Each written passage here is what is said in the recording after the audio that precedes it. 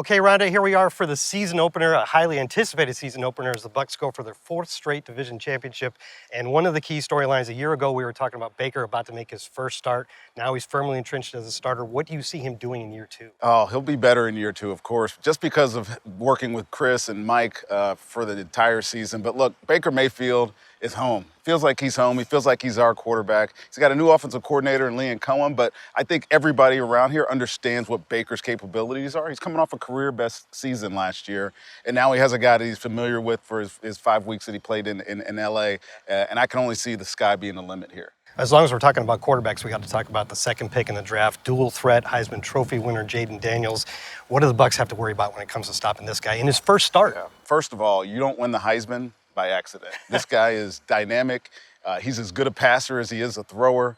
The question is, he's young, right? And I know Todd Bowles has many experience playing against young quarterbacks. I would expect or anticipate a lot of pressures, throw him a lot of different looks, find a way to simulate pressures at times, because if you can confuse him, you can make some plays on him. He's still very, very young, but if you don't contain him, you're in trouble. You just watched a couple of his preseason tapes. All you got to do is go back and watch his college as well, and you understand that this guy is dangerous out of the pocket. Speaking of rookies, the Buccaneers have one in a key position, Barton, their first-round pick, starting at center with all the added responsibility that Liam Cohen has given the quarterback in the center in the huddle.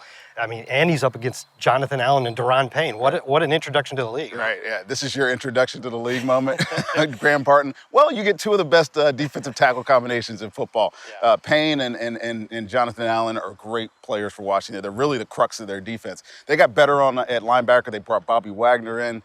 They have some young corners I think we can take advantage of. But the real issue is us going to want to be running the football, and of course that's going to start up front. So Barton, good luck, buddy. This is your make it or break it moment, and it's in your first game in the NFL. Before I let you go, I got to ask you about the new kickoff format. I don't think we saw teams pull out their best strategies.